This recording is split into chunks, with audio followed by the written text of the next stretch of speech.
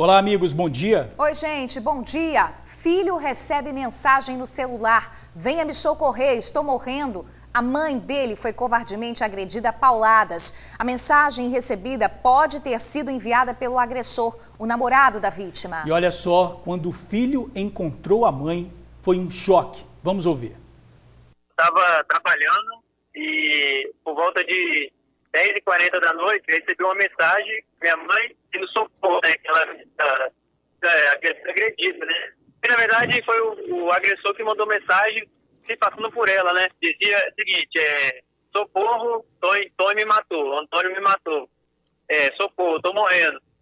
E que era para mim ir lá. E aí eu perguntando a localização porque eu não sabia onde era, ela falou, tchau, já morri.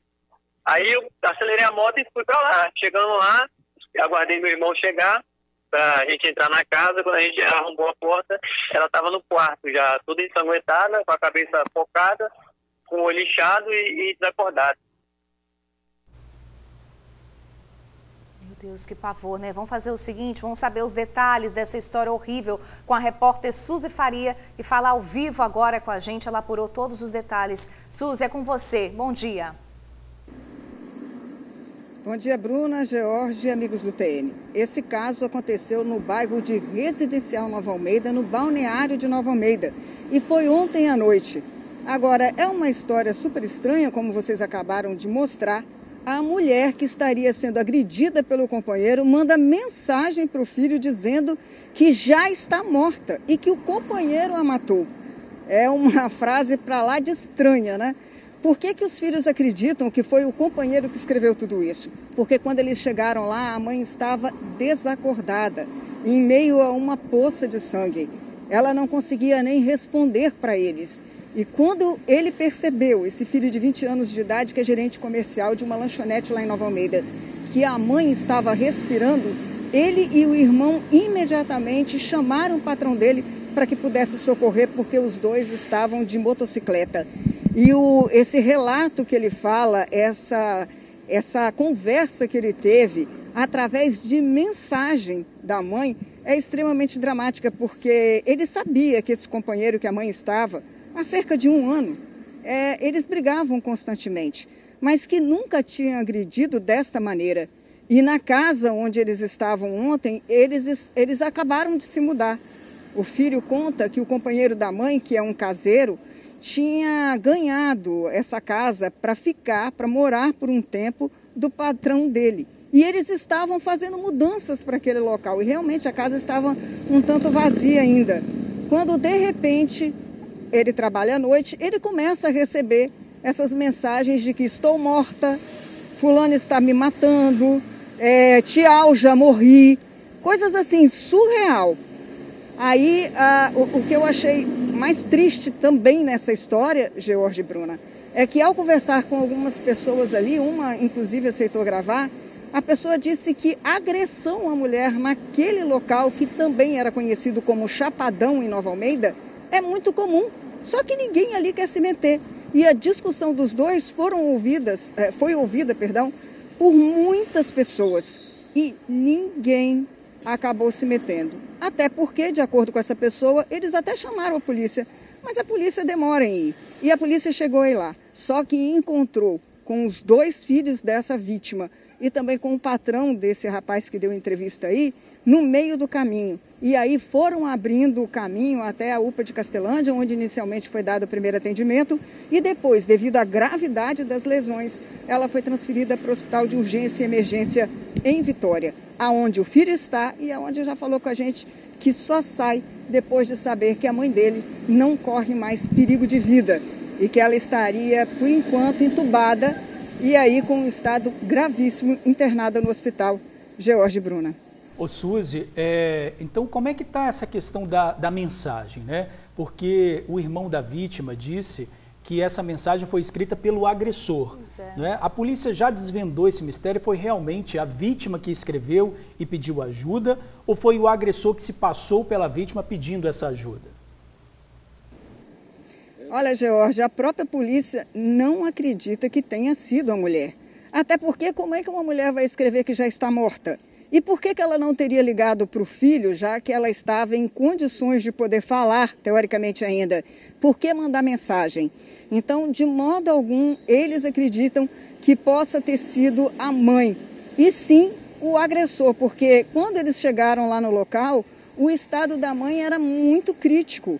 Ela estava apenas em estado de choque, ela não conseguia verbalizar direito, ela mal conseguia falar ou balbuciar qualquer coisa. Tanto que ela estava com a cabeça muito lesionada. Foram muitas pauladas que ele deu na cabeça dela. Então, de modo nenhum, naquele estado crítico que ela se encontrava, ela poderia ter escrito aquelas mensagens. E olha, sinceramente, né, Jorge, no final da mensagem que ele passa, quando o filho insiste em saber a localização onde ela está, porque eles teriam se mudado para aquele local, como eu disse ontem, simplesmente a pessoa escreve, tchau, já morri. Então é impossível que você, como uma vítima, vai escrever isso para um filho seu, não vai pedir socorro, não vai falar alguma coisa. A polícia realmente acredita que tenha sido o próprio companheiro dela que teria escrito essas mensagens para que o filho pudesse socorrer a mãe pelo estado com que ela ficou. Então não tem como uma pessoa que já disse que está morta, que foi morta, né, que a pessoa com quem ela convivia, que a matou, pudesse escrever lá no finalzinho, tchau, já morri, né? É meio complicado a gente acreditar que poderia ter sido ela, pelo estado que o filho conta que a encontrou. Jorge? Pois é, mas também chama a atenção o fato, na mensagem está escrito o próprio agressor, né? Ele mesmo disse o nome dele. Então, realmente, aí fica uma questão bem complexa. É isso aí. Suzy, daqui a pouquinho você volta nessa história, uma história realmente muito triste, de muita violência aí contra a mulher. Tem também outro caso, está acontecendo agora em Vila Velha, acusados de pedofilia estão sendo levados para a delegacia. Suzy também está nesse assunto, está apurando. Daqui a pouquinho a gente volta a falar com você, tá bom, minha amiga? Até mais.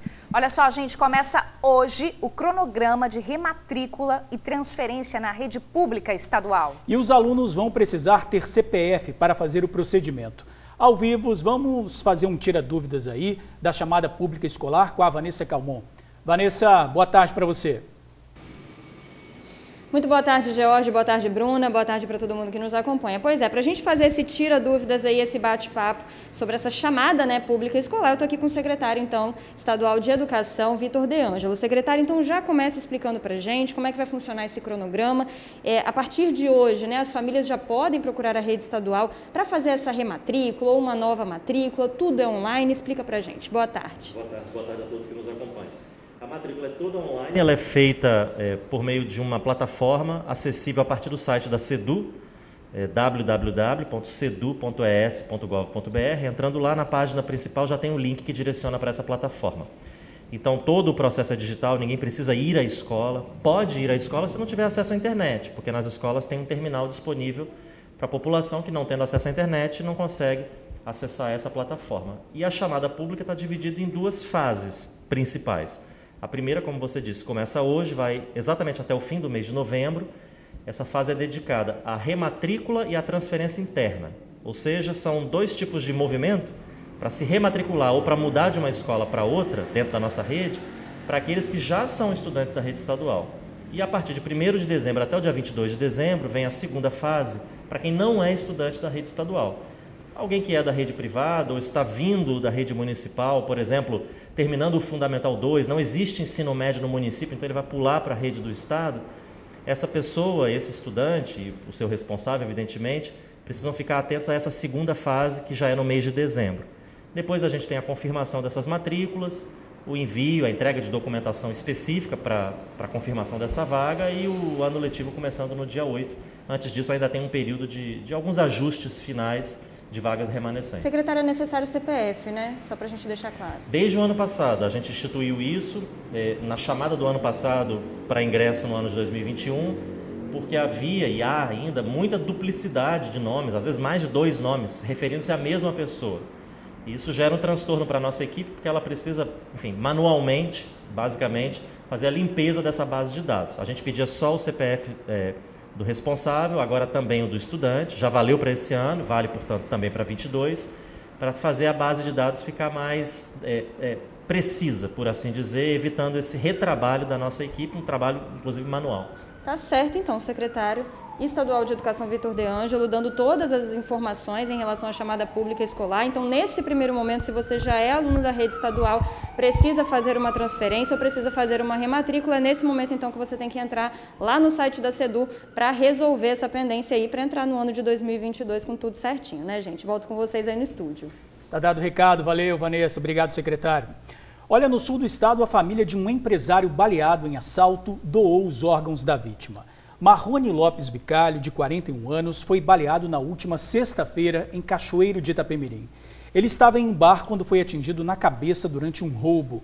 Marrone morreu dias depois e a família resolveu doar os órgãos, que foram transportados por uma equipe do Notaer.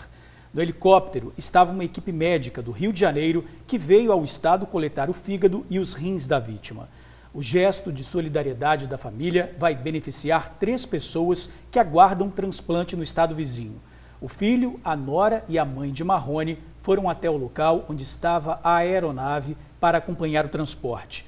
E uma cena emocionou a todos. A mãe do empresário abraçou o helicóptero como um gesto de despedida. Agora a expectativa é pela prisão dos criminosos que causaram tanta dor a essa família. A polícia segue em busca dos suspeitos. Gente, tá difícil esperar o ônibus em pontos de Vila Velha, tá? Só hoje a nossa equipe registrou 2 roubos, um em Soteco e outro em Itapuã. No primeiro assalto, o pedreiro foi rendido e quase teve a mochila com a marmita e a roupa de trabalho levados.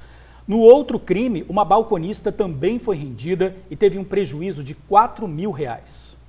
Foi ao sair do trabalho que este pedreiro foi surpreendido por criminosos. A ação aconteceu na noite desta quarta-feira, quando ele esperava o coletivo para ir embora. Estava num ponto de ônibus, passou dois rapazes de moto, capacete. Na hora eles me renderam, pediram para mim tirar o que tinha do bolso, eu tirei a carteira. Ele afirma que essa é a segunda vez que é assaltado. Da outra vez roubaram o celular meu. O celular e a carteira novamente, com os documentos. Até então, a identidade minha não tem 1 mês que eu tirei, que eu fui pegar lá no Face a Face, lá em Campo Grande. Agora eu vou ter que fazer a ocorrência para poder tirar outra. Foi aqui neste ponto de ônibus que o homem foi surpreendido pelos criminosos. A audácia dos assaltantes foi tanta que um deles chegou a ordenar para que ele abrisse a mochila e jogasse todos os pertences no chão para se certificar que o pedreiro não tinha nenhum objeto de valor. Mandaram abrir minha mochila, retirar os objetos que tinha dentro, só tinha roupa de serviço e uma vasilha de marmita minha. E na hora que eles viram que não tinha nada, saíram em fuga. E parece que os casos de assaltos aqui no município não têm fim. Na manhã desta quinta-feira, uma balconista foi surpreendida aqui neste ponto de ônibus quando esperava o coletivo para ir trabalhar. Além do medo, ela teve um prejuízo de R$ 4.000. Eu saí de casa, com menos de 2 minutos eu fui assaltada.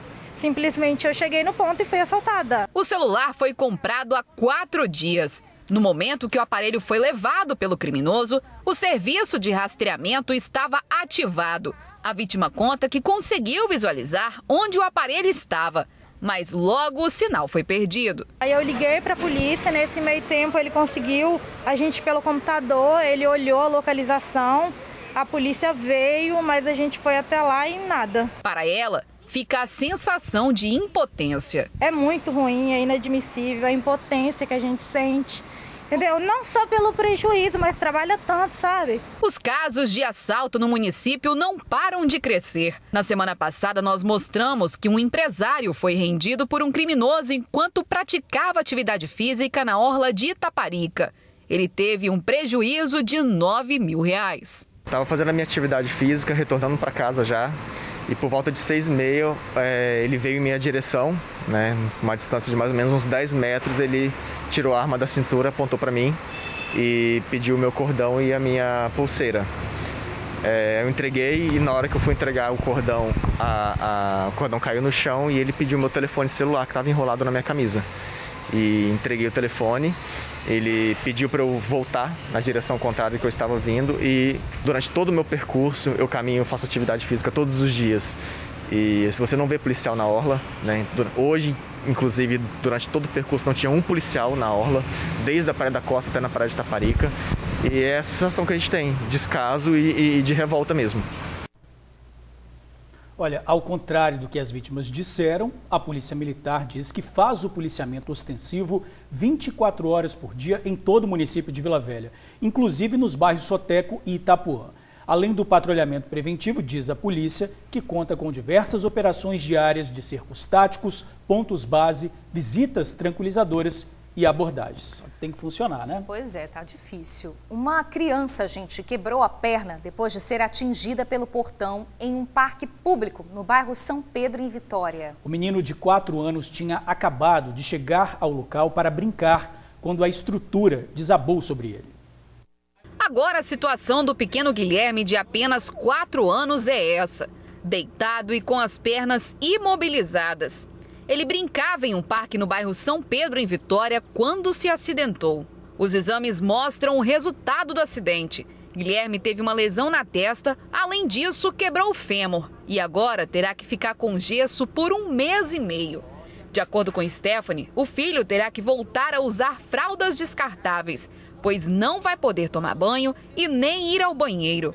Por recomendação médica, o pequeno irá precisar de 3 meses de repouso absoluto para se recuperar. No mínimo 3 meses de molho na cama. Eu espero que as medidas sejam tomadas, né? Que preste apoio, porque agora eu vou ter gasto com medicamento, ele vai ter que voltar a usar fralda, por causa do gesso que impede ele de andar, de se locomover. Foi enquanto brincava aqui neste parque na tarde desta quarta-feira que Guilherme se acidentou. De acordo com a família, foi aquele portão que caiu sobre a perna da criança. O Guilherme perguntou: pai, eu posso brincar? Aí o pai dele falou: pode. O pai dele virou para entrar, o portão já estava em cima dele. O pai dele tirou o portão de cima dele, pegou ele no colo e me deu. Foi para casa para pegar os documentos e eu peguei ele no colo, como estava do lado praticamente da policlínica, levei ele. A família disse que registrou uma reclamação por meio da ouvidoria do município, mas não foram atendidos. Além disso, eles procuraram uma delegacia para registrar o boletim de ocorrência. Agora, eles só querem o apoio do município. Eu espero que a prefeitura aí venha estar dando todo o apoio. Custo com transporte, porque ele vai ter que sempre ir fazer revisão para ver como que tá. Não pode ir de ônibus por causa que como que ele está, né? Gente, que perigo, um portão pesado desse em cima de uma criança tão pequena. Poderia ter acontecido uma tragédia, né? Olha só, uma equipe da Prefeitura de Vitória foi até a casa do Guilherme e se colocou à disposição para prestar assistência à família.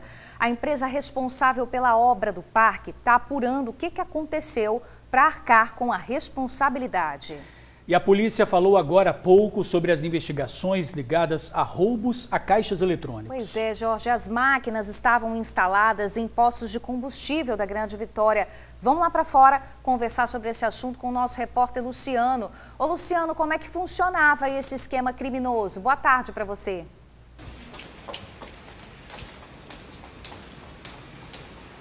Boa tarde, Bruna, Jorge, amigo do TN. Exatamente, essa quadrilha era especializada em roubar caixas eletrônicos, né? Sabe esses caixas que ficam em supermercados, lojas de conveniência, né? Em postos de combustíveis? Pois é, esse era o grande alvo dessa quadrilha. E eles agiam de 2 formas. Com cautela num primeiro momento e num segundo momento com bastante agressividade. O momento de cautela era que um dos integrantes dessa quadrilha vigiava, né, todo o funcionamento do estabelecimento comercial, a rotina do estabelecimento, a rotina dos funcionários também. Ele, inclusive, chegava a descobrir onde alguns funcionários moravam, só para a gente ter uma ideia da gravidade da situação. Depois, eles escolhiam uma ocasião perfeita para o crime, geralmente de madrugada. Eles escolhiam por volta de 3 horas da manhã, da madrugada, de domingo para segunda, para poder agir. E, nesse momento, entra a agressividade da quadrilha. Eles rendiam lá o vigilante com muita agressividade, com muita truculência, invadiam o estabelecimento comercial, roubavam o caixa eletrônico, roubavam também o dinheiro, lógico, obviamente, e também eles se interessavam em levar junto com eles os equipamentos de gravação das câmeras de vídeo monitoramento. Esses aí eram os alvos da quadrilha, né? Eles agiram pela primeira vez em Jacaraípe, na Serra, num supermercado no dia 10 de agosto. Depois agiram em Fundão, Nova Itaparica e São Torquato em Vila Velha, Vila Capixaba em Cariacica, e a última ação deles foi registrada no dia 7/6 deste ano, no bairro Ilha de Santa Maria, em Vitória. O delegado Gabriel Monteiro, que chefiou as investigações, deu detalhes numa coletiva de imprensa sobre como a quadrilha agia também. Vamos ouvir. E o que nos chamou a atenção é a forma de organização dessa quadrilha. Tinha um integrante de outro estado, ele era responsável por cortar os caixas eletrônicos, e tinha um outro elemento que fazia o reconhecimento, monitorava toda a rotina dos funcionários, sabendo até inclusive onde moravam, familiares. Aí vinham dois que rendiam esse funcionário no momento do crime, mediante violência, machucaram, teve um vigilante que teve que ser hospitalizado. Enquanto isso, os outros dois entravam no estabelecimento para cortar os caixas eletrônicos. Com o apoio da Polícia Rodoviária Federal, nós conseguimos aprofundar essa investigação e o resultado dela são 2 presos, 1 com mandado de prisão foragido, o 4º identificado com mandado sendo apreciado pela Justiça, e o 5º elemento, que é de fora do estado. As investigações estão bem aprofundadas e em breve estaremos identificando e representando pela prisão preventiva desses indivíduos.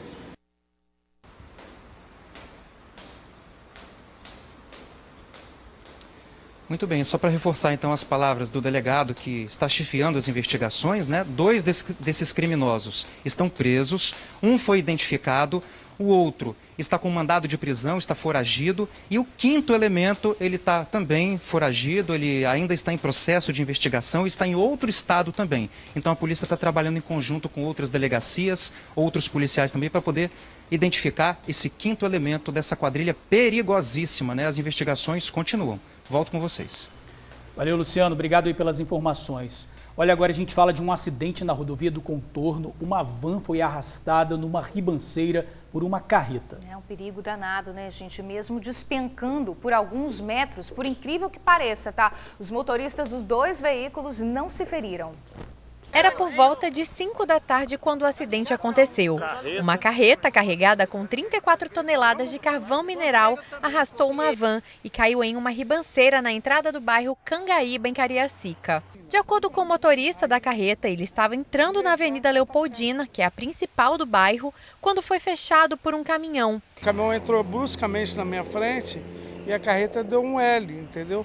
E aí eu bati num motel e acabou atingindo uma van que estava aqui do lado também e a van foi junto comigo lá para dentro do buraco.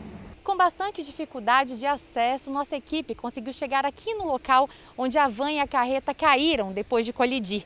E o cenário que a gente encontrou foi esse aqui: carga espalhada e veículos totalmente destruídos. Testemunhas relataram que o motorista da van ainda tentou sair do local para não ser atingido, mas não deu tempo. Pessoas que passavam pelo local registraram o momento do acidente e ficaram impressionadas com a cena que viram. Gente, acidente grave aqui, ó, na rodovia do Contorno, próximo ao Caribe Motel. Chama o 912, Cacique Motel. Cerca de 4 horas depois do acidente, a EDP esteve no local para retirar o poste que foi derrubado e restabelecer a energia da rua. De acordo com o proprietário do motel, que não quis gravar entrevista, com o impacto no poste, o transformador foi atingido e danificou som, televisão, internet e serviço de vídeo monitoramento, um prejuízo de mais de R$20 mil. Apesar da gravidade do acidente, tanto o motorista da carreta quanto o da van tiveram leves escoriações. Providência divina, tá, minha querida? Foi Deus que salvou. Foi Jesus Cristo. Amém, né? Olha, a energia já foi restabelecida na região. Olha só, vamos voltar lá para fora para a gente falar com a repórter Suzy Faria, que vai trazer outras informações sobre esse caso grave, né, da moça, da mulher que foi ferida covardemente pelo companheiro a pauladas. Suzy, como é que está o estado de saúde dela? É com você. De acordo com o filho dela, Bruna, ainda carece aí de atenção. Ela está na sala vermelha do Hospital de Urgência e Emergência, o estado dela ainda é gravíssimo. Ela levou muita pancada na cabeça, criou um grande galo, abriu também. Enfim, ele está lá de vigília junto com a mãe, mas ele já informou para a gente que o estado dela continua sendo gravíssimo. E eu fui lá em Nova Almeida, ou melhor, lá em Chapadão, como era conhecido antigamente, aquela área que agora tem um novo nome, Residencial Nova Almeida. E chegamos aí até a casa onde tudo aconteceu. Vamos acompanhar a matéria. Esse foi o aviso que o filho da vítima recebeu. O telefone é o da mãe e a mensagem é pra lá de estranha. A começar pela primeira frase, em que supostamente a mulher fala que foi morta pelo companheiro. E mesmo morta, ela orienta o filho a entrar pela porta dos fundos. No diálogo, o filho, que não entende nada do que está acontecendo, questiona por áudio. E a resposta continua estranha. Tchau, já morri. O filho pede a localização e a última resposta é: ele me matou. O caso aconteceu em Residencial Nova Almeida, bairro do Balneário, ontem, por volta das 10 horas da noite. O casal estava se mudando para esta casa, um sítio que fica bem afastado de outras residências. E foi nessa pequena casa onde tudo aconteceu. Vizinhos chegaram até ouvir a discussão. Comentaram que estava tendo gritos, mas que ninguém sabia identificar o que seria. E também ninguém se envolve, por ser esse bairro pequeno, todo mundo fica na sua. Eles falaram que tinha muito sangue no chão, mas não sabiam o que tinha acontecido. O filho de 20 anos, que é gerente comercial de uma lanchonete em Nova Almeida, estava trabalhando e correu para cá. Após encontrar a residência, ele chamou várias vezes pela mãe, sem sucesso. Com receio de entrar sozinho, o filho da vítima esperou o irmão. Assim que o irmão chegou, eles entraram aqui e já ficaram apavorados, porque chamaram pela mãe e ela não atendia. Eles então quebraram aqui o vidro da janela, viram que havia muito sangue aqui dentro da casa e entraram correndo para saber aonde a mãe estava. Eles entraram aqui na casa, olha, e foram até o quarto. E lá viram uma cena que nenhum filho quer assistir. Por volta de 10h40 da noite, eu recebi uma mensagem, minha mãe no socorro, né, que ela agredida, né. E, na verdade, foi o agressor que mandou mensagem se passando por ela, né. Dizia o seguinte, socorro, Tony me matou, Antônio me matou. Socorro, tô morrendo. E que era pra mim ir lá. E aí eu perguntando a localização porque eu não sabia onde era, ela falou, tchau, já morri. Aí eu acelerei a moto e fui pra lá. Foi ele, o irmão e o patrão dele, que socorreram a vítima, uma empregada doméstica de 46 anos, para o UPA de Castelândia. Mas os ferimentos eram tão graves que ela foi transferida. Ela estava no quarto já, toda ensanguentada, com a cabeça focada, com o olho inchado e desacordada. A gente levantamos ela, chamamos pelo nome dela, chamamos mãe, e ela não respondia, só ficava, né, ela ficava roncando, com muito sangue na cara, muito sangue mesmo no quarto. A vítima, de 46 anos, está internada em estado grave no Hospital de Urgência e Emergência em Vitória. O companheiro está desaparecido. Essa casa aí que eles mudaram de ontem, foi o patrão dele que deu para ele morar, e eles mudaram de ontem. Hoje eu recebi essa mensagem que ele fez com ela. Pois é, gente, é uma situação aí inexplicável para tudo que está acontecendo. Agora, Jorge Bruno, eu quero chamar a atenção que eu estou aqui na divisão patrimonial, aonde vocês estão vendo aí, chegando várias viaturas. Nós estamos mostrando aí com exclusividade, essas viaturas que estão chegando estão participando de uma operação contra a pedofilia em todo o estado. Essa operação é da Crimes Cibernéticos. E pelo que a gente soube, são vários municípios do estado que o pessoal está chegando, é muito material que já entrou aqui, você está vendo, os policiais estão acabando de chegar do interior do estado. Eu tentei falar com o delegado Breno Andrade e o delegado me disse que por enquanto ele não vai falar nada porque é amanhã que eles vão fazer uma coletiva sobre o que está acontecendo e que teria de menos de 10 mandados de busca e apreensão para serem cumpridos em todo o estado. Como vocês estão vendo aí, ó, já 3 viaturas chegaram, tem uma pessoa que a gente não vai mostrar o rosto ainda porque não sabe qual é o envolvimento, se vai ficar preso, se não, está algemado, está chegando aqui, ó. Faz parte exatamente disso aí, dessa operação que está acontecendo em todo o estado. Eu sei que tem lugares, por exemplo, Cachoeiro, Nova Venécia, São Mateus, tem vários mandados sendo cumpridos aí. Já chegou um detido aqui, um pouco antes da gente entrar ao vivo, já tinha uma pessoa detida aí. Agora, como vocês puderam acompanhar, já chegou outra pessoa detida. Tem muito material que eles estão trazendo aqui, já chegou computador, já chegou muitos livros, chegaram muitos livros aqui também. E como vocês podem ver, os policiais que já viajaram, inclusive ontem, tem muitos policiais aqui que já estão, ó, desde ontem aí pelo interior do estado para cumprir esses mandados de busca e apreensão com essa operação aí contra a pedofilia, que é coordenada pelo delegado Breno Andrade, da Delegacia de Crimes Cibernéticos. George e Bruna, vocês estão podendo acompanhar aí, ó, a chegada dos policiais aqui na divisão de patrimonial aqui, onde também fica a Delegacia de Crimes Cibernéticos. George e Bruna. Ô Suzy, eu sei que está chegando tudo aí, né? Você conseguiu apurar alguma coisa antes de entrar ao vivo, mas tem informação sobre esses suspeitos? Se são suspeitos de produzir material pornográfico ou se são suspeitos de aliciar crianças pela internet? Já tem alguma informação sobre isso? O George, eu até tentei com o delegado Breno Andrade, mas ele preferiu não adiantar muita coisa, porque ele disse que a operação ainda está em andamento e que amanhã ele vai dar uma coletiva para explicar tudo o que aconteceu. Mas o que a gente sabe é que realmente são pessoas que teriam esse conteúdo, né, infantil nos computadores e estariam aí compartilhando com outras pessoas.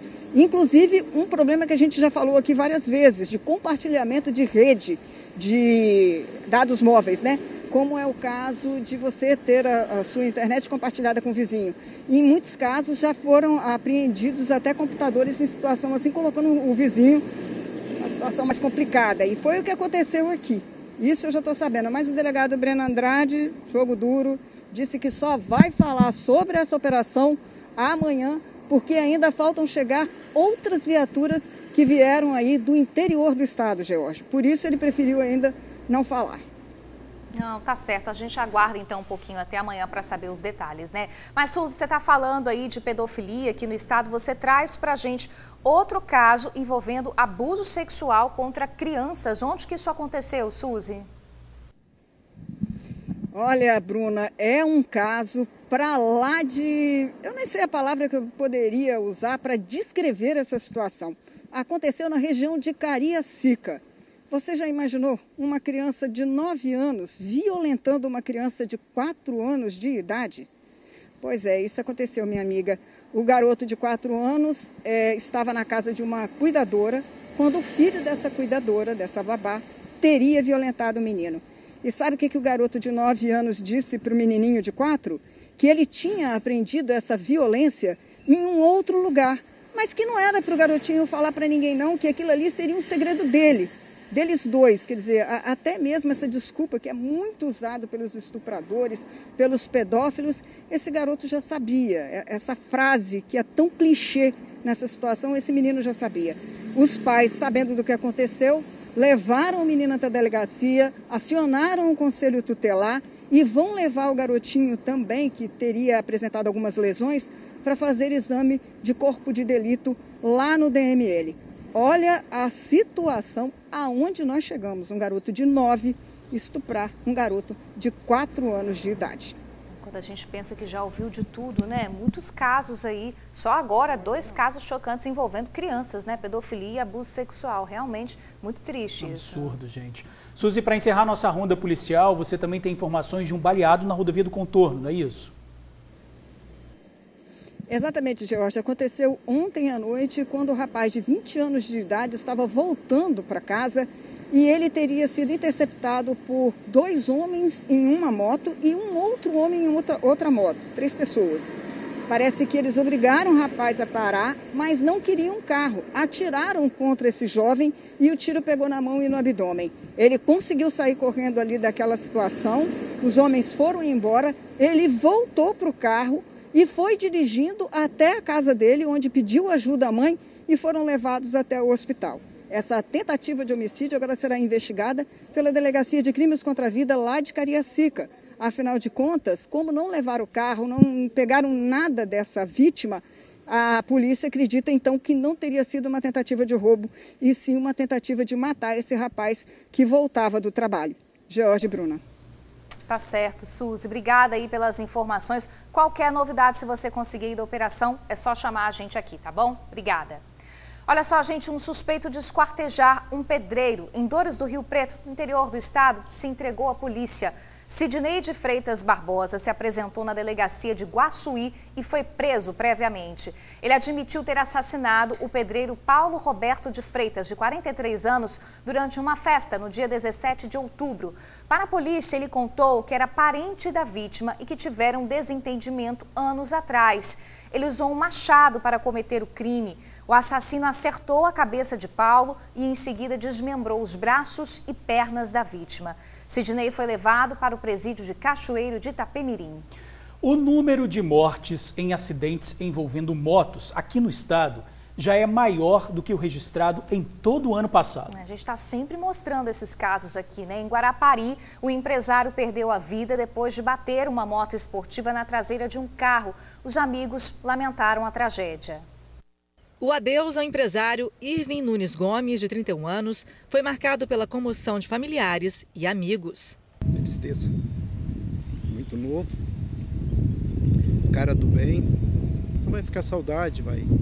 A gente torce para que Deus conforte o coração da família, mas é perda para todos nós. Irving sofreu um acidente de moto na Rodovia do Sol, na altura de Lameirão, em Guarapari. Ele pilotava uma moto esportiva, adquirida há uma semana. Segundo a polícia, o empresário bateu na traseira de um carro e morreu na hora. O amigo Paulo também já sofreu acidentes, mas admite que o amor pela motocicleta supera o medo. O medo, ele é diário. Não importa se você está na rodovia, não importa se você está aqui dentro. Às vezes não depende só da prudência da gente que anda. Fora os que também são imprudentes, né? Os de moto, como também tem os motoristas de carro que são imprudentes. A gente que anda de moto, a gente sabe disso, né? A gente pode ser surpreendido a qualquer momento por algo inesperado e a gente acabar morrendo, né? Dados da Secretaria de Segurança Pública mostram que o número de acidentes fatais envolvendo motociclistas aumentou aqui no Espírito Santo. No ano passado foram registrados 242 casos. Este ano, até o momento, já são 304 mortes envolvendo motociclistas nas estradas, um aumento de quase 25%. Para o especialista em trânsito, Josimar Amaral, o número de motos aumentou nas estradas e, consequentemente, o número de pilotos inexperientes. Os profissionais de outras áreas que não são especificamente profissionais que utilizam a moto para trabalhar, mas utilizam a moto como meio de transporte, porque ficou mais em conta ter a moto como custo-benefício. E às vezes essas pessoas não têm habilidade suficiente para pilotar as motos, isso pode envolver também na elevação considerável do número de sinistros. Josimar também ressalta a importância em respeitar as regras do trânsito, evitando os acidentes, principalmente os fatais. É um veículo rápido, que tem um torque, uma velocidade muito rápido, que passa pelos corredores às vezes, e o motociclista, ele quer ganhar tempo, eles arriscam um pouco mais. E arriscar com a moto, lamentavelmente, quando não dá certo. As tragédias, elas estão aí para contar as histórias. É muita tragédia mesmo. Olha só, o número de atendimentos de vítimas de acidentes com moto feitos pelo SAMU também aumentou. Esse ano foram 7.963. Já no ano passado, foram 7.571 atendimentos. Agora, gente, olha que situação difícil. 13 dias. Esse é o tempo que moradores do Alto Bairro da Penha, em Vitória, estão sem água nas torneiras. E aí, como é que faz, né? Para fazer as coisas do dia a dia, do cotidiano? O jeito, gente, é subir escadarias e becos com baldes de água para ter o mínimo de higiene e conseguir cozinhar. Sobe balde, desce balde. Isso é uma vergonha. Pois é, se não for assim, ninguém tem água na parte alta do bairro da Penha, em Vitória. Seu Salvador mora lá em cima, praticamente na última casa do morro. E não esconde de ninguém que tá tenso, viu? Beber, lavar louça, lavar roupa, tomar banho. Como é que faz, hein? Se vira, tem que se virar, porque senão você não tem. Pra mim, que moro lá em cima, que é a parte lá de cima, todo mundo sofre. Todo mundo sofre. Agora, se quiser tomar um banho, pegar uma água, tem que pegar no balde. Liliane mora no Beco 11. Lá também não tem água, não. Liliane, a senhora mora lá em cima, lá no Beco do 11, né? Lá cai água? Lá não cai água. Tem épocas da semana ou épocas do mês que eles assim deixam 4 dias, né, consecutivos. Isso aí tem se estendido há muito tempo. É um pedido que os moradores de toda a comunidade têm feito, né, ao líder comunitário, tem batido na mesma tecla. Por quê? Porque eles, quando resolvem ligar, né, a bomba de água, é na madrugada. Né, a gente fica o dia todo, a última vez agora ficou 4 dias, né, com as mães descendo com um balde, né, para poder tentar lavar uma vasilha, fazer uma comida, direto. A senhora tem filho? Tem filho, eu tenho uma filha bebê, que na quinta-feira passada eu dei um banho nela só, justamente para poder economizar, para poder ter água de noite, fazer uma janta, meu esposo chega do serviço, às vezes nem água para ele tomar um banho tem. Tem 49 anos, nada, é dessa forma. Sempre foi assim? Sempre foi. Tem temporada que cai água, tem temporada que fica sem água? Rapaz, na verdade, então, de verão, então, nem se fala, porque aí vai para outros cantos, vai para a praia e fica para os quiosques e nós aqui fica sem água. Segundo os moradores, aqui na parte de baixo do bairro, o abastecimento está normal, tem água para todo mundo. O problema é do morro para cima. Lá ninguém já garante mais. Hoje já é o 13º dia consecutivo sem água na parte alta do bairro da Penha. Já são 13 dias que os moradores dependem única e exclusivamente da água da chuva. Toda vez falta água em manutenção e nos dias que não estão em manutenção. Falta água, 13 dias de manutenção. Então, assim, alegaram que era um curto que deu na bomba. Já falaram que solucionaram e persiste. O problema é que tem muito vazamento, a tubulação ela é antiga.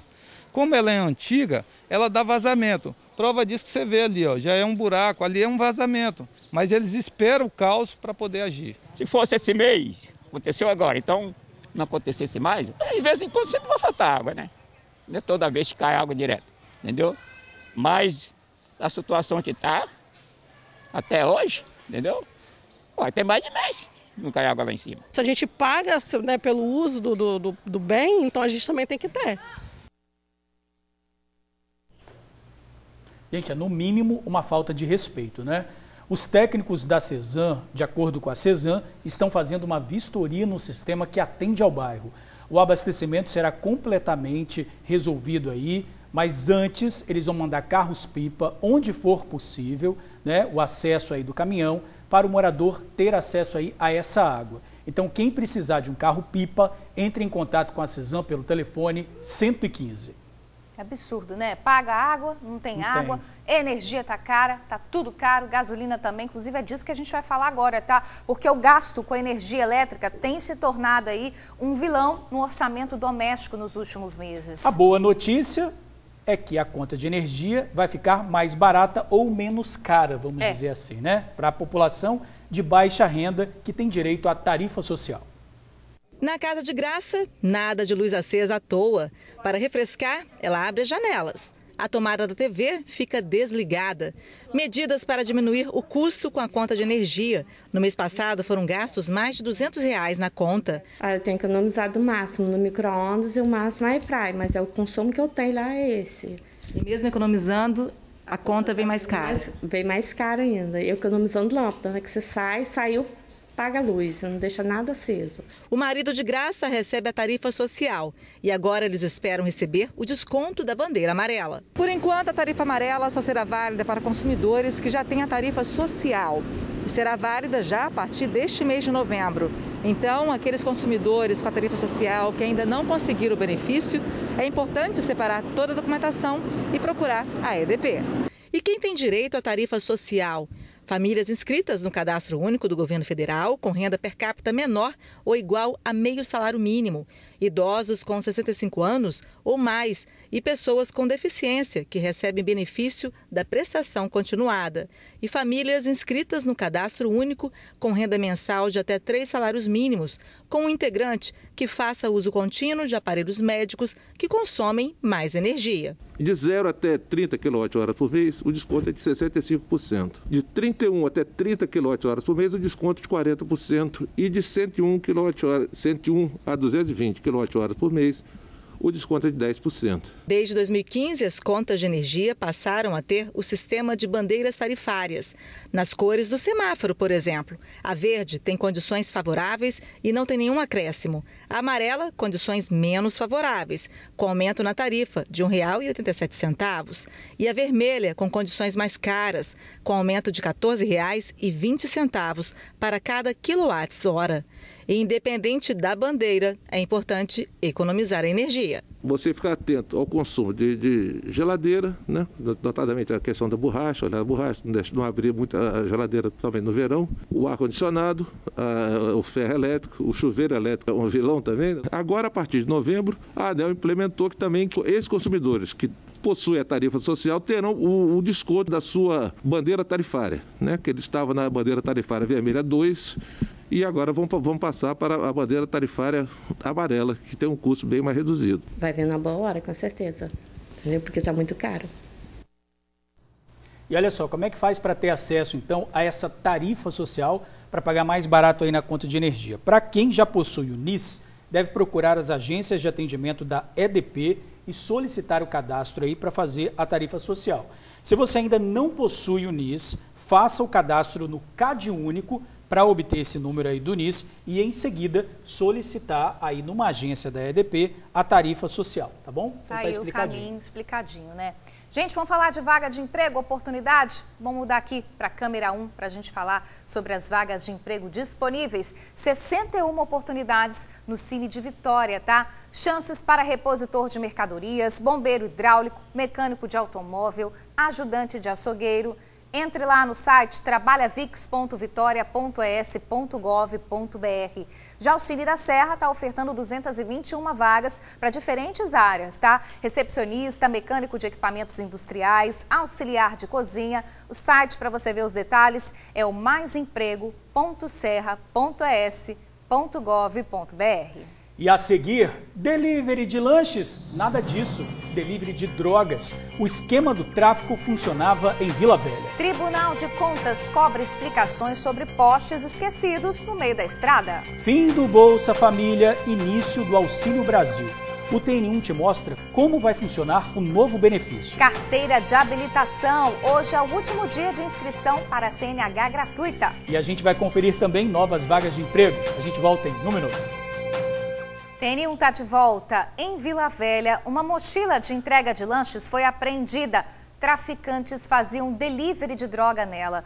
Buchas de maconha, pinos de cocaína, pedras de crack e haxixe eram entregues sob encomenda. A apreensão foi feita no bairro Santa Mônica, em Vila Velha, depois que 2 homens fugiram ao ver a guarda municipal no bairro. Após buscas, o material foi encontrado em uma praça. Os suspeitos conseguiram fugir. Olha, não tinha como a gente hoje, de novo, falar sobre esse assunto, né? Os postes no meio da estrada continuam rendendo. Agora, gente, o Tribunal de Contas cobrou explicações da Prefeitura de Presidente Kennedy. Pois é. E olha só, o secretário tem até a próxima segunda para responder algumas questões. E já tem até prazo para eles responderem, tá? Não é mesmo, Vanessa? Vamos lá para fora conversar com a Vanessa sobre esse assunto. E a grande questão, né? O poste já foi retirado ou não foi? Ou o poste está lá ainda? Não, são 16 postes, o poste, né? Não, os postes, postes, né? E aí, Vanessa? Os postes, né? Exatamente, Bruna, os postes. Então, os 11 postes que estavam ali, chegaram a 16, né, se for contar a via inteira ali, eles já estão sendo retirados, mas não acabou esse serviço ainda não, tá? Inclusive, a gente tem imagens para poder mostrar aí dos postes já sendo retirados pela EDP. A EDP iniciou esse serviço de realocação dos postes hoje, nessa quinta-feira, mas, de acordo com a EDP, esse serviço vai demorar aí cerca de 1 semana para ser concluído. Agora, a obra inteira dessa questão, né, da retirada dos postes e de você instalar esses postes em outros locais, isso aí, de acordo com a EDP, ainda não vai sair do papel não, porque eles estão esperando um parecer da Prefeitura de Presidente Kennedy sobre o orçamento total que foi enviado pela EDP à Prefeitura, ou seja, continua aí esse jogo de empurra. Agora, de fato, o Tribunal de Contas do Estado pediu esclarecimentos ao prefeito de Presidente Kennedy, também ao secretário municipal de obras, acerca dessa obra aí, dessa reforma que foi realizada na via sem que os postes já tivessem sido retirados. retirados. Então, o Tribunal de Contas fez vários questionamentos que devem ser respondidos, têm que ser respondidos até a próxima segunda-feira. Além disso, o tribunal também pediu a apresentação de documentações e outras exigências que também foram feitas, gente. Agora, quem também está lá no local, inclusive acompanhando a retirada desses postes de lá, é o CREA, tá? O Conselho Regional de Engenharia está lá acompanhando e notificou os responsáveis por essa obra, tanto a Prefeitura de Presidente Kennedy, quanto a EDP, quanto também a empresa que foi contratada para a realização dessa reforma ali na via. Agora, o fato, gente, é que, de fato, esse caso ele teve repercussão nacional, né? Essa obra foi concluída e foi inaugurada, inclusive, a Prefeitura chegou a comemorar aí a inauguração dessa reforma lá nessa via, né, nessa estrada que liga a localidade de São Paulo a S-162, e aí logo depois dessa comemoração, essa situação toda já virou um meme, viralizou nacionalmente, isso porque os 11 postes, né, foram deixados ali na via, mesmo a obra sendo concluída, e aí os motoristas, quando foram passar ali pela via, né, que a gente percebe que está toda pavimentadinha ali, toda reformada, quando eles foram passar pela via, eles se depararam com aqueles postes. Então, começou aí um jogo de empurra, né, a Prefeitura de Presidente Kennedy dizendo que já tinha notificado a EDP para a retirada desses postes e também de outros postes que precisam ser realocados no município, isso em janeiro do ano passado. Só que aí o que aconteceu foi que a EDP disse que só foi notificada esse ano. Então ficou esse jogo aí, a gente espera que agora esse problema seja resolvido, tá? Volto com vocês aí no estúdio. A gente mostrou ali na imagem que já está sendo resolvido hoje de manhã, a gente vê assim uma quantidade enorme de caminhões aí para fazer essa realocação, mas vale reforçar o que a gente vem falando desde o início da semana, né, Bruna? É no mínimo uma irresponsabilidade inaugurar uma estrada dessa com essa quantidade de postes no meio da pista. É claro que tem que investigar a questão administrativa do dinheiro gasto à toa, mas também colocar em risco a vida de quem está passando ali, isso também precisa ser verificado. Sem dúvidas, é um grande perigo. Você imagina, né? Se passa aí uma moto à noite, né? Iluminação, não sei como é que é aí à noite, um carro, é realmente um risco muito grande, uma grande responsabilidade. Vanessa, obrigada, tá? Pelas informações e bom trabalho para você, minha amiga. Olha só, gente, um motorista ficou ferido em um acidente na Serra. A batida envolveu um carro de passeio que, pelas imagens, passou por cima da moto. O condutor ficou ferido e teve que ser levado para um hospital. Esse acidente foi no começo da manhã em Carapina, bem perto ali do viaduto, no sentido Vitória. De acordo com a Eco 101, o trânsito chegou a ficar lento até a liberação dos veículos às 8 da manhã.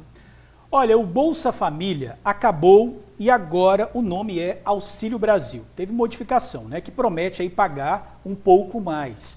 A regra básica para receber o benefício é estar cadastrado no CadÚnico. Atenção, quem já tem esse cadastro vai migrar direto, mas quem não tem precisa se regularizar. A casa simples, de 4 cômodos, abriga os 6 filhos da Luciene e uma neta. Além do filho mais velho, com mais 4 netos e as 2 crianças que ela cuida diariamente. Perdeu as contas aí? Eu vou te ajudar. São pelo menos 12 pessoas que comem aqui todos os dias. Muita comida. 40, 45 quilos de arroz por mês e uns 12 a 15 quilos de feijão por mês também. Fora outras coisas, né? Macarrão, farinha, uma galinha por dia, um pente de ovo por dia às vezes. Atualmente a dona de casa recebe uma cesta básica, um dinheiro cuidando das 2 crianças e complementa a renda com R$ 210 que recebe do Bolsa Família. Pergunto o que ela consegue comprar com o benefício. Só o gás, né? R$100, R$210, você comprar um botijão de gás e paga um talão de água. E se eu não tivesse casa própria, se eu morasse de aluguel com esse monte de menino? Peço, Luciene, para me mostrar a despensa. Completamente vazia. Tem um pouquinho de açúcar e só. De ontem para hoje, acabou tudo. O que a Luciene estava me contando, gente, é que quando ela recebe o benefício do Bolsa Família, que hoje ela recebe aí em torno de R$210, ela junta com a outra renda que ela tem cuidando das crianças para então conseguir fazer as compras do mês. É por isso que hoje ela me mostrou, né, que a despensa dela tá assim, completamente vazia. Se não fosse o dinheiro que vai entrar hoje, todo mundo hoje ia passar fome aqui dentro de casa, Luciene? Sim, isso aí. Ainda bem, né, que vai entrar outro dinheiro hoje, aí eu vou e faço compra para poder estar enchendo o armário. Se não, não tinha, né? Porque no momento eu estou desempregada, mas sim. A dona de casa se encaixa no benefício por ser considerada família em extrema pobreza, que recebe entre R$ 89 e R$ 178 por pessoa que mora na casa. A partir deste mês, o benefício vai ser substituído pelo Auxílio Brasil. A promessa do governo é aumentar a parcela. Bolsa Família, o nome deixa de existir e passa a existir o Auxílio Brasil, com alguns benefícios a mais, que o governo está prometendo aí. Então hoje o Bolsa Família, você tem aquela faixa etária da extrema pobreza, Isso ganha de R$ 89 até R$ 178. Então a promessa do governo é o quê? É que esse mínimo chega a R$ 400. Então essa diferença o governo vai, transitoriamente, conceder o auxílio para chegar o mínimo R$ 400. Famílias que já recebem o benefício, como a da dona Luciene, migram automaticamente para o Auxílio Brasil. Já as que ainda não recebem, mas se encaixam no perfil, precisam se inscrever pelo CAD único ou manter o cadastro atualizado. Eles já vão receber automaticamente, a partir de novembro agora, já passa a ser Auxílio Brasil. Quem não está cadastrado, é só entrar no CAD único e se cadastrar.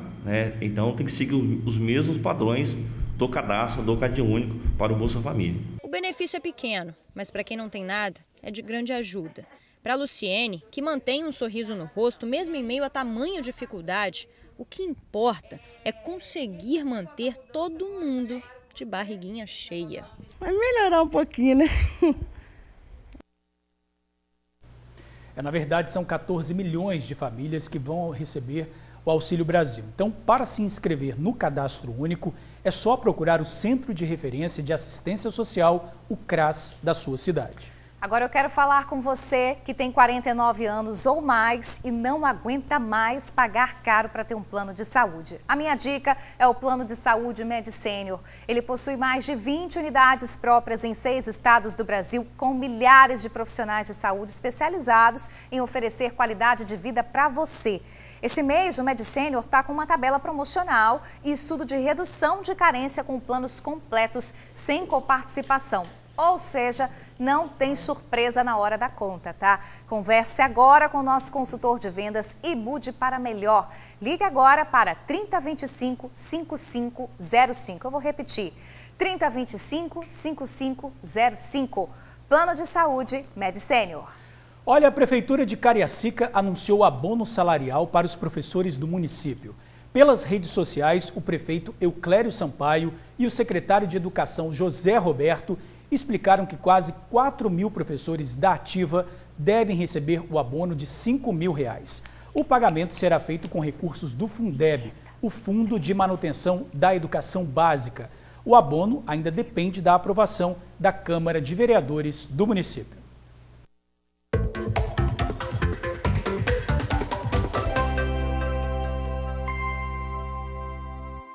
E vamos de mais vagas de emprego nessa quinta-feira. A Agência do Trabalhador de Cariacica tem mais de 400 oportunidades, tá? Lavador de veículos, repositor de mercadorias, zelador, pedreiro, balconista. Entra lá em cariacica.es.gov.br para você conferir todas as vagas disponíveis. Já o Cine de Vila Velha tem 271 chances. Ajudante de carga e descarga, fiscal de loja, encanador industrial, operador de caixa. O site para você conferir os detalhes é o vilavelha.es.gov.br/Trabalha Vila Velha. Pois é, e hoje, né, Bruna, é o último dia para inscrição para tirar a carteira de motorista de graça no estado. Para se inscrever, é preciso que o interessado seja maior de 18 anos e esteja registrado no Cadastro Único para programas do Governo Social do Governo Federal, o CAD Único. É isso mesmo, a inscrição ela é feita pelo site do Detran. Basta clicar na aba CNH Social e selecionar a categoria que você deseja. O resultado será divulgado no dia 11 de novembro, ao meio-dia, então fique atento. A chamada de suplentes será divulgada no dia 2 de dezembro. E a seguir, a gente volta com informações sobre a vacinação contra a Covid. É rapidinho. Estamos de volta, gente. Os números de morte por Covid continuam sendo registrados, infelizmente, né? Nas últimas 24 horas, 16 pessoas perderam a vida para a doença. 608.357 foram infectadas desde o início da pandemia. Até agora são 12.947 óbitos aqui no Espírito Santo. Pois é, 3.125.546 pessoas tomaram a primeira dose ou a dose única. 2.267.000 pessoas estão totalmente aí vacinadas e mais de 300 mil receberam a dose de reforço, que está aí sem precisar de marcação, né, Bruna? Exatamente. Por exemplo, o município de Cariacica e também Vitória estão oferecendo a vacinação para dose de reforço sem precisar marcar horário. Gente, é só chegar lá no local de vacinação que você vai ser imunizado. Então, não tem dificuldade, não tem desculpa, né? Gente, beijão para vocês. Está na hora de encerrar o TN1, mas amanhã a gente está aqui, tá? Valeu, gente. Obrigado pela companhia de sempre. Amanhã, 5 para meio-dia, nosso encontro, hein? Isso aí. Até lá.